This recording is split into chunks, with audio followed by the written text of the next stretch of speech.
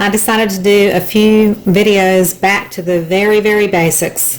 This would be for anybody that's starting from scratch and has never done any pouring. So I have set up the stuff that I purchased from the dollar store and from Walmart, and I'm going to kind of go through everything really quickly for the beginners. And this was still about 50 bucks. So it's not cheap to just get the basics, but you could scrimp on a few things.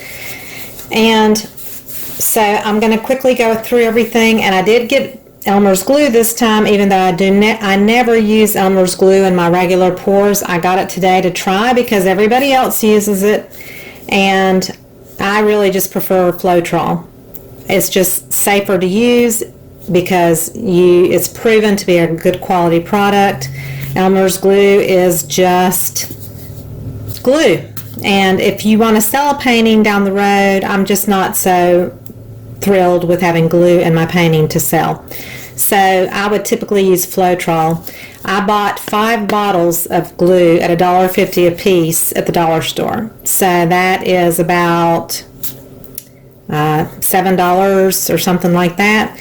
And you can get a quart of Floetrol at Lowe's or Home Depot for $7. So I'm just suggesting you try Floetrol instead of glue. I have no idea how this is going to pour today because I never use glue. But what I did is a 1-to-1 ratio of glue to paint, and I'm using all apple barrel colors today pretty much.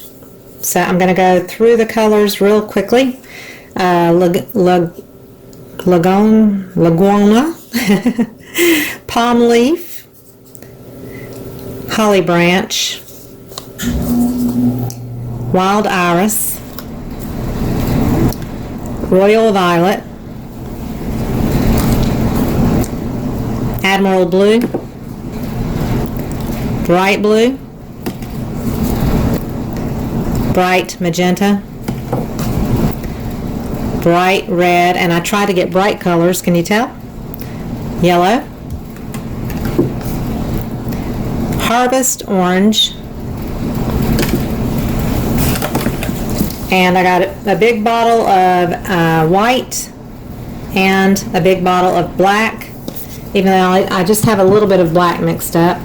So everything is 1-to-1 ratio, and then I had water, so I have my little cup here of extra water, and I've mixed everything up and added the water to get to the right consistency, and the consistency you want is kind of like warm honey pouring off of your stick.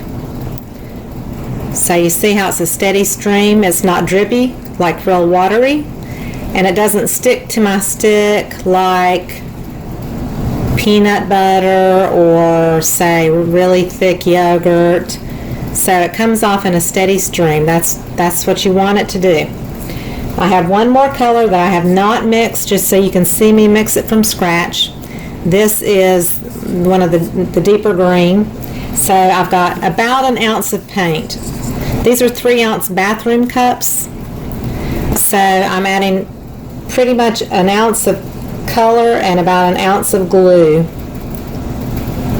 and then I add water after I have totally stirred up the color and the glue together.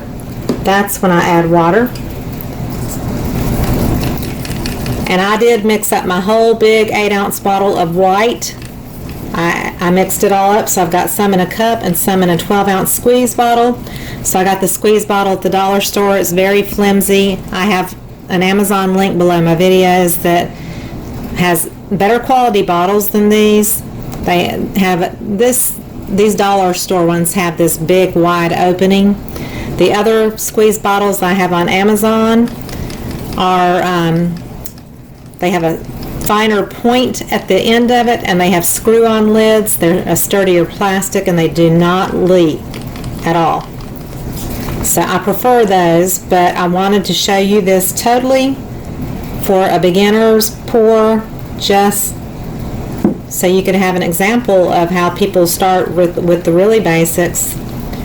And I'm using puppy pad on the table, which I got a 14-pack of puppy pads for about $4 or $5. But you can use a Dollar General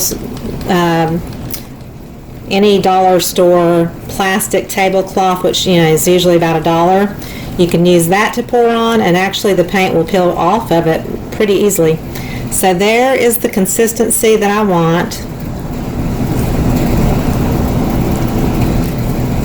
Creamy, but still running off my stick in a steady stream. That's the right consistency. I also mixed up some metallics, which are going to be in a separate video. Rose gold, antique copper, those are folk art. And then these came from Dollar General. They're Crafter's Closet, gold and silver. The silver is nice, the gold looks pretty bland, but so does the rose gold from folk art. It looks pretty bland too. I'm not impressed with the metallics, but that will be a different pour, so I'm going to move those cups aside, and I'm going to use black probably with that and do something. And yeah, I got the stir sticks. These are like craft sticks. There's two of these packed together for about $1 at the dollar store. Yeah, I got the 3-ounce cups to mix all of my paints in. These are 3-ounce bathroom cups. Got them at Walmart. Okay, so this is what I'm going to use for sales. It's called OGX is the brand. Coconut Milk Anti-Breakage Serum. It is a hair product. It comes in the hair section at Walmart, some drugstores, maybe Target, and if it all else fails, you can order it online on Amazon in my link below. The key ingredient at the beginning of the ingredients list is dimethicone. That is what you want. Okay? So with OGX, this bottle will last you a year. It just goes a long way. You only want, I'm not going to push down totally, I'm just going to slightly press and do a drop in each cup. It's hard to squeeze it and get just a drop. You can also unscrew it. It smells wonderful. And you can drip a drop off the end of the dripper thingy, the squeeze thingy. You can do a drop that way. I'm actually not putting any in the black or white. It smells so good though. And then I'm going to just stir a few times, not many times, just a few.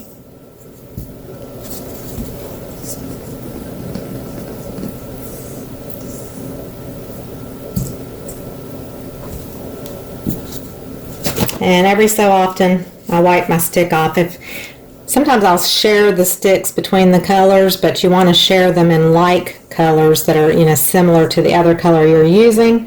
And if it's not close to the color, then wipe it off or get a clean stick to stir the next color, because you don't want to dirty up your color with another color that does not work with it. Like I can put the yellow into the green because that's going to go away like immediately. And so I'm just making sure I stir the OGX in a few times. That's all. I am doing this from home because we are heading out of town today to go on a camping trip. And I don't have my paints and my setup from home here anymore since I have my studio. So I'm doing it on my kitchen table again. And I'm doing it with my cell phone. So I'm not sure how the quality will be. I'm not sure if I'll be in focus because I've got my phone kind of in a precarious spot right now. Ooh, that OGX smells good. Okay, so I'm going to remove my puppy pads. Like I said, I had to buy glue. I bought a pack of dollar gloves, so they're probably made larger, and they are, so they're loose on my hands. I like to have nice tight gloves, but these are loose because they were just like a 4-pack of gloves that were at the dollar store. Oh, and I also got 6 canvas panels. So here is, I got 8x10s, and I think these are 11x16 canvas panels, which typically if you put too much paint on them, they will warp. But the thing about the warping is if they warp, once they're totally dry, you can kind of bend them and manipulate them again to get them straight. You can place a book, put maybe like a piece of parchment paper down over the painting, and then a heavy book, and let it sit for a while. And also, if you just put it back in a frame that's the correct size, then you'll be able to straighten the board back out. I'm on the roll here with the Elmers Glue project. I'm just doing the basics, back to basics. It's about 50 bucks to get all this stuff together to start it. I'm using artist canvas panels. I'm using a puppy pad under the table. I've got my different colors mixed 1-to-1 with the glue. And I've got OGX in the colors, but not in the black or white. This is an 11x14 canvas panel from Walmart. And I'm going to do a dirty pour. So on this one, I think I'm going to use blues and purples, turquoise, maybe a hot pink a little bit, and just see what happens here. So I'm going to start my cup with some white.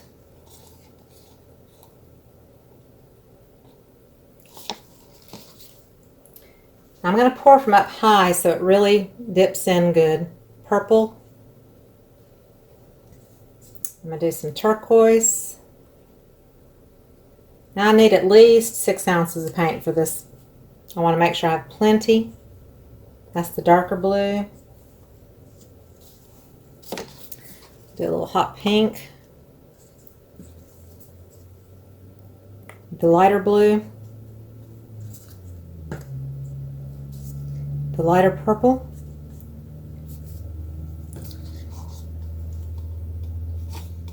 Finish up this white in this cup.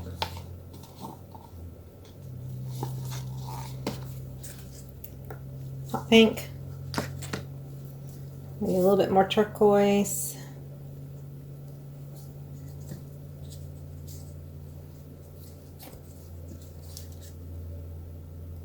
The lighter blue. Okay, I got plenty of stuff in my cup.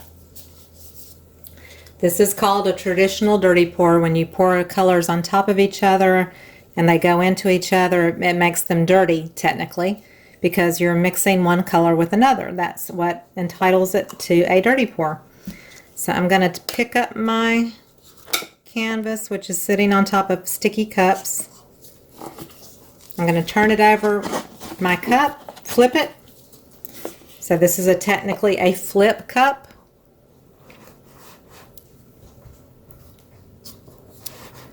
Make sure you're in full view here. I'm just going to tap on my cup a little bit. I'm going to take a push pin, poke a few holes, that releases that paint in the cup, releases that pressure, and the paint will just flow out by itself, which is okay. I'm not going to let it all flow out that way.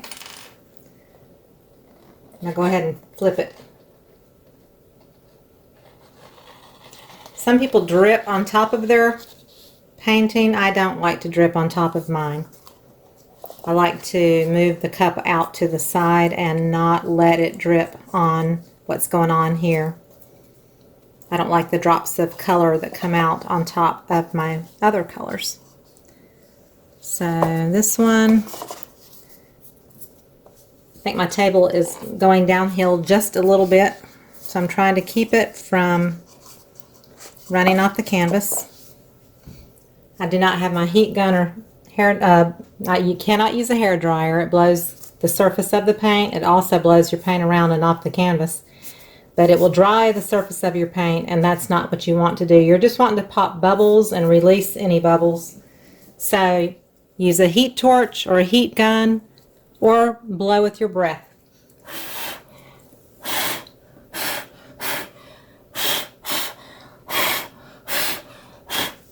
and that will release those bubbles. And I like for it to sit for a few minutes. I'm going to turn it around because it seems to be drifting this way. Okay, I'm going to go ahead and tilt it because it's spreading itself.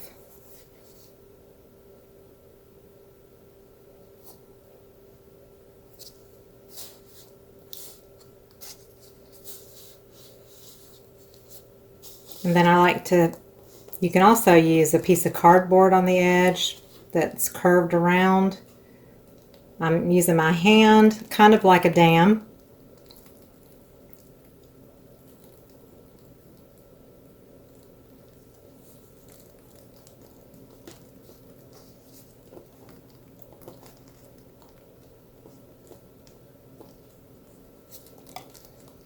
Okay, so now I'm going to take it this way.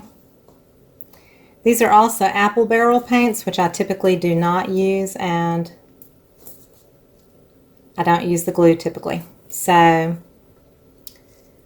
I'm not a big fan of Elmer's glue in your pours, and I'm not saying I'm a big fan of apple barrel at this stage of the game either, but it might just be the glue combination that I do not care for. So I'm just sticking drips that are kind of already getting kind of muddy looking. I'm just sticking them here on the canvas, but I'm still going to tilt these cells over it.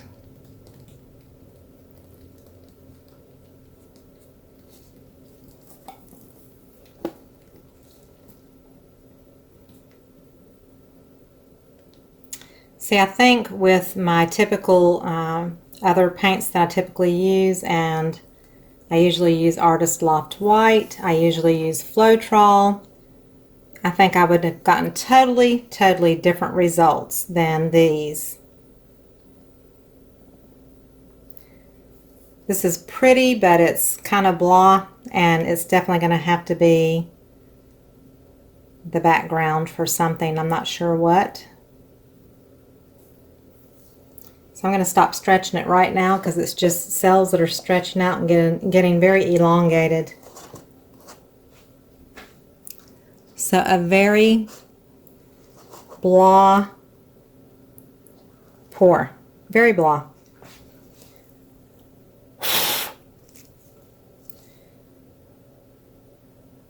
Got a bubble or something right there.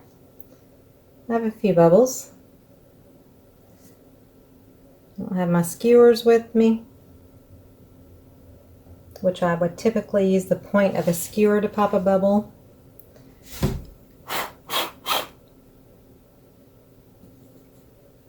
But there'll be some more cells popping out because that's just typical with any pour that you do.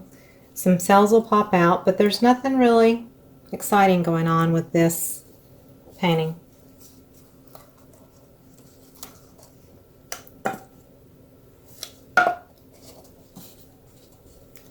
So here it is.